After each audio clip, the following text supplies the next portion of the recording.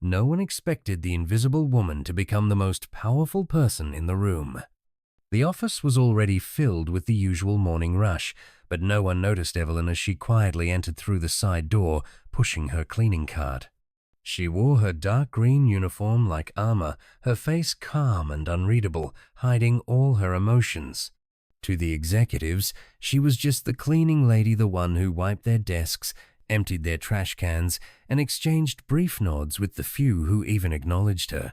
For years at Hawthorne and Beck, a successful corporation in Dallas, Texas, Evelyn had been used to this routine, dismissive glances, the whispered jokes when they thought she wasn't listening, and the way her presence seemed like an inconvenience.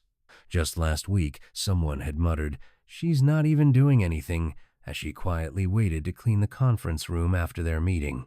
But Evelyn never reacted. She never gave them the satisfaction of a response. What they didn't know, what no one in that office knew, was that Evelyn had a secret so powerful it could turn the entire company upside down. But she wasn't reckless. She believed in patience, in observing, in waiting for the right moment. Today, as she walked down the brightly lit hallways, her usual calmness masked the truth she was reaching her breaking point. The morning unfolded as usual. Evelyn polished the glass doors to perfection, vacuumed the thick carpet in the lobby, and organized the cluttered desks of those who never thought twice about leaving piles of paperwork behind. She worked diligently, even as conversations about big deals and promotions floated through the air. One conversation, though, caught her attention. She wasn't trying to eavesdrop it. Wasn't her nature. But the voices were loud and impossible to ignore. The shareholders' meeting is next. Week 1, the executive said his tone was smug, bordering on arrogant, and we've got nothing to worry about. The board loves the numbers, and the CEO is untouchable. No one in their right mind would challenge him. Evelyn paused for just a moment, gripping the handle of her cart tighter. She knew what they didn't. They had no idea how wrong they were. But Evelyn didn't let her thoughts linger for long. There was still work to do, and she had to be ready for what was coming. Hawthorne and Beck prided itself on its sleek modern image. Its headquarters, a towering glass building in the middle of Dallas, was often featured in business magazines as a symbol of corporate success inside. However, the reality was far less glamorous.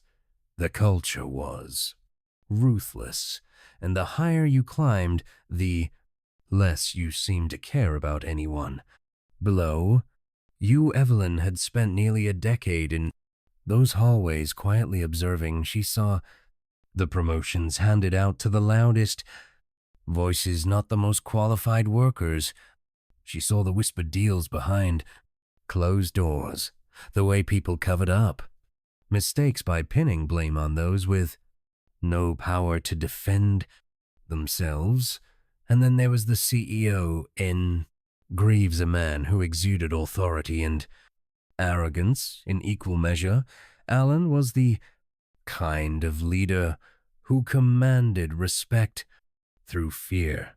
His voice boomed in meetings, his sharp comments silencing even the boldest executives. To him, success was all that mattered, and people were tools to be used. EVN often heard his sarcastic remarks about employees who didn't fit image. "She's still here," Evelyn had once overheard Allen say about one of the older secretaries. "Why haven't we retired her?"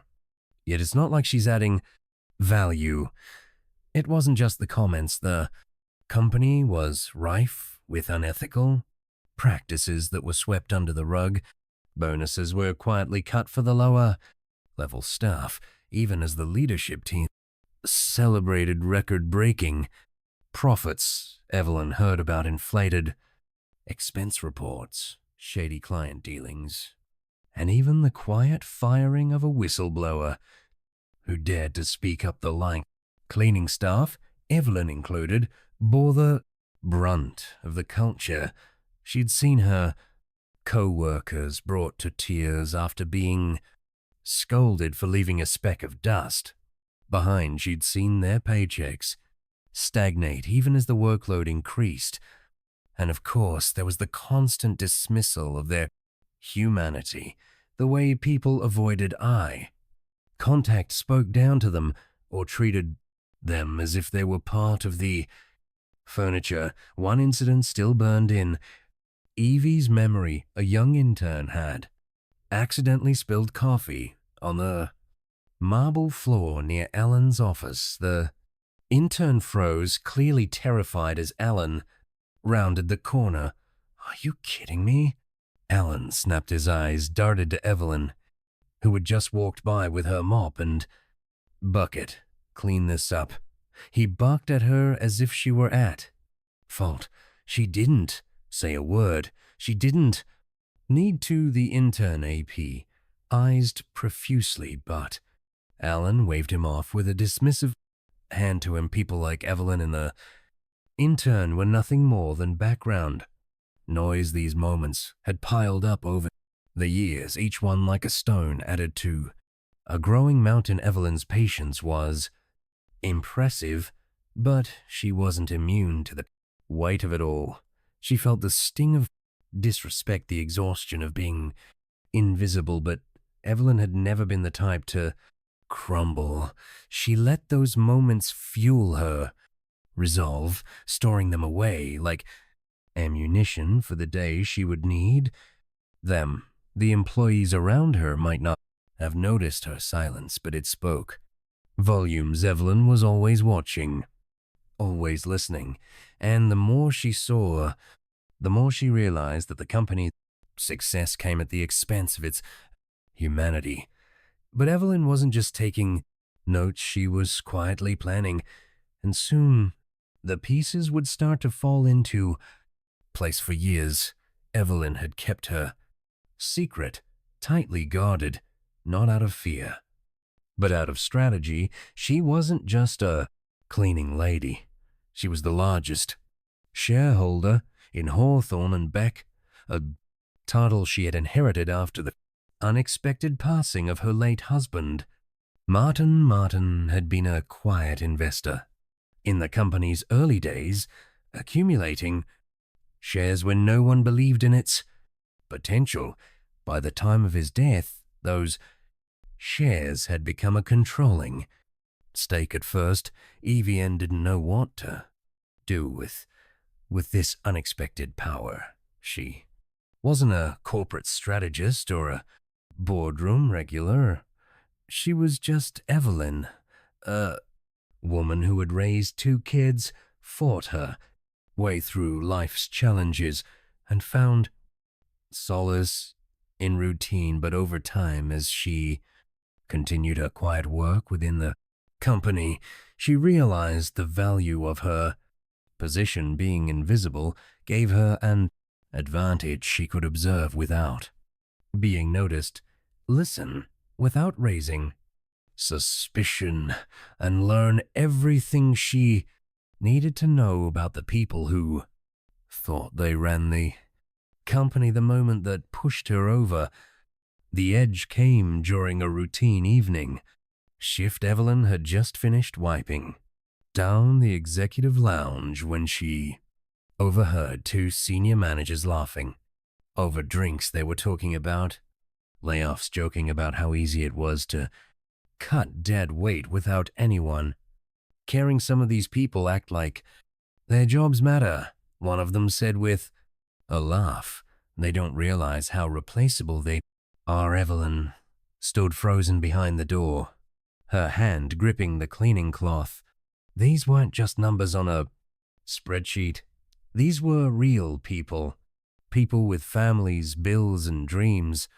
And yet to these men they were nothing more than expendable.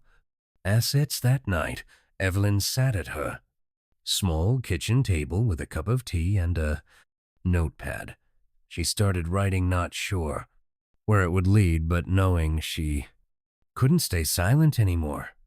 She listed the unethical practices she had witnessed, the people who had been mistreated, and the moments that had stuck with her over the years. By the time the sun rose, she had outlined a plan that would change everything. Her first step was to dig deeper. Evelyn used her access to the building to gather information most people wouldn't think twice about. She took mental notes on conversations, paid attention to schedules, and even discreetly glanced at documents left on desks. She wasn't stealing or snooping. She was simply putting the pieces together, assembling a picture of the company's inner workings. The second step was to call in reinforcements. Evelyn had a few trusted allies outside the company, friends who were lawyers, financial analysts, and former employees who had left on bad terms. She shared what she knew and asked for their advice. Slowly, they helped her craft a strategy that would not only expose the toxic culture but also secure the company's future. The final step was the hardest. Evelyn knew that confronting the CEO and the board would require more than just evidence. It would require courage, composure, and a deep belief in her own worth. She practiced her speech in front of the mirror, her voice steady but firm. She knew this wasn't just about her. It was about everyone who had ever been dismissed, underestimated, or treated as less than.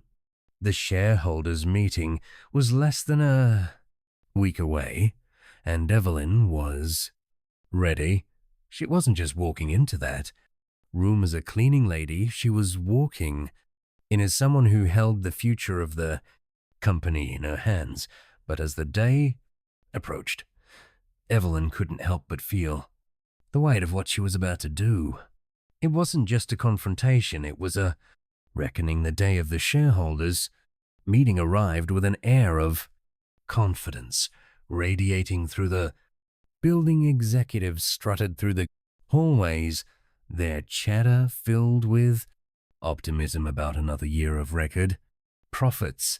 None of them noticed Evelyn pushing her cleaning cart toward the top floor conference room, her face calm and unreadable as always. The boardroom was a stark contrast to the rest of the office.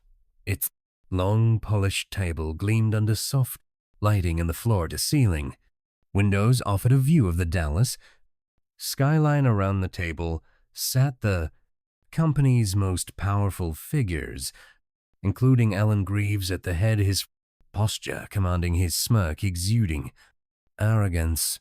Evelyn entered quietly, as she always did, placing a pitcher of water on the side table. No one looked at her. To them, she was just part of the backdrop. But this time, Evelyn didn't leave. "Excuse me," she said, her voice cutting through the room like a blade. Heads turned, confused and slightly annoyed. Alan barely glanced at her. "We're in the middle of something," he said dismissively.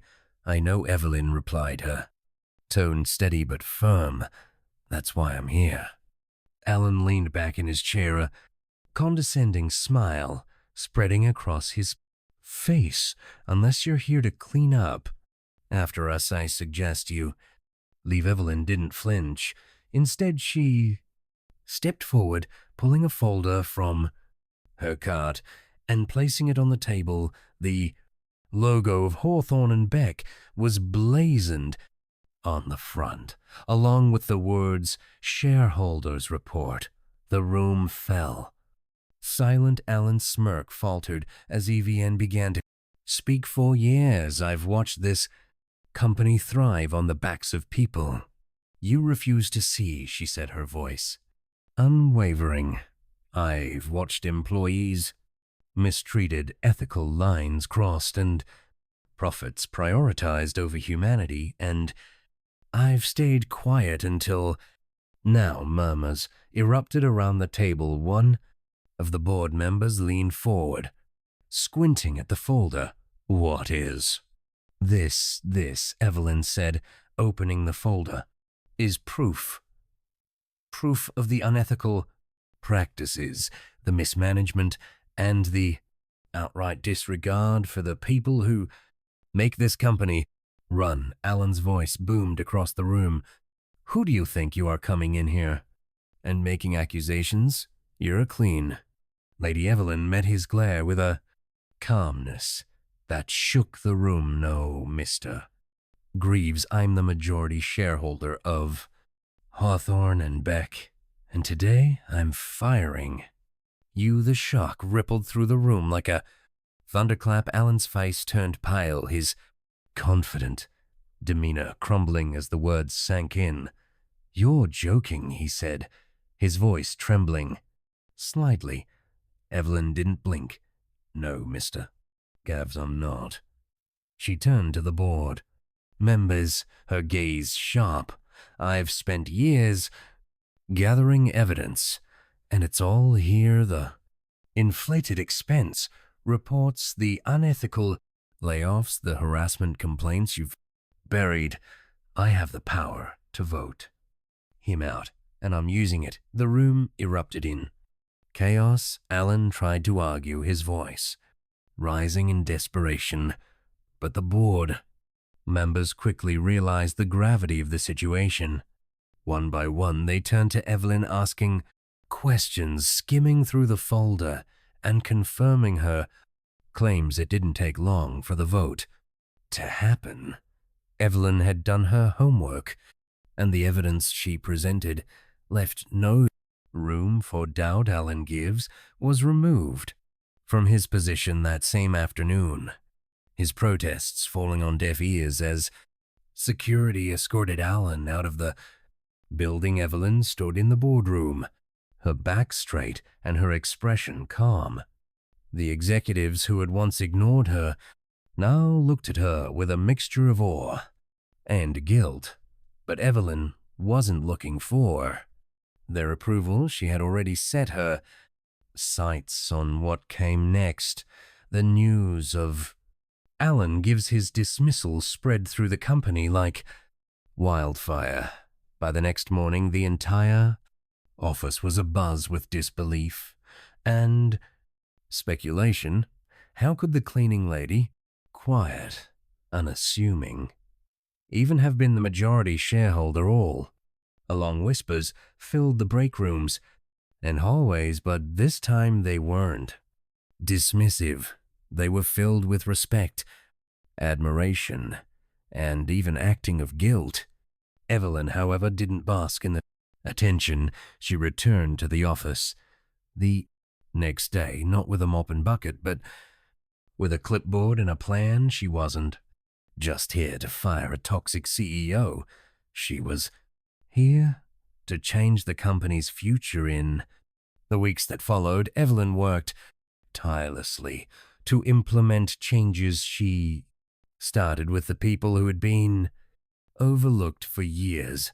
Raises were given to the cleaning staff and other underappreciated workers. Evelyn made sure that the HR department took harassment and discrimination complaints seriously, introducing a third-party watchdog to ensure transparency. She also addressed the toxic culture that had festered under Alan's leadership. The board, once complicit in his actions, now found themselves held accountable.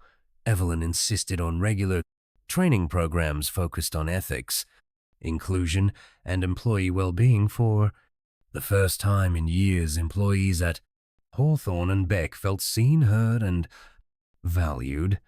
But Evelyn didn't stop there. She hosted town hall meetings inviting employees from every level to share their experiences and ideas. She listened carefully taking notes and ensuring that everyone had a voice in shaping the company's future. One afternoon, as Evelyn was walking through the office, she was stopped by a young intern, the same one who had spilled coffee near Alan's office all those months ago. "Thank you," he said, his voice sincere, "for everything you've changed this." Evelyn smiled warmly. "No, we changed this place together." Outside, the Dallas skyline shimmered in the late afternoon sun. She paused for a moment, gazing up at the towering glass building she had once entered unnoticed. It had been a long journey, but she had accomplished what many thought was impossible. This wasn't just about firing a CEO or exposing corruption. It was about proving that even those who feel invisible can create real change. Evelyn had shown that resilience, patience, and integrity could overcome arrogance and greed. She took a deep breath, feeling a peace she hadn't known in years. Then she walked away, not to disappear, but to start a new chapter in her life. Life often underestimates the quiet strength of those who observe, endure, and act when the time is right. Evelyn's story is a reminder that the most unexpected people can spark powerful change. If her journey inspired you, don't forget to like, share, and subscribe for more stories about resilience and justice.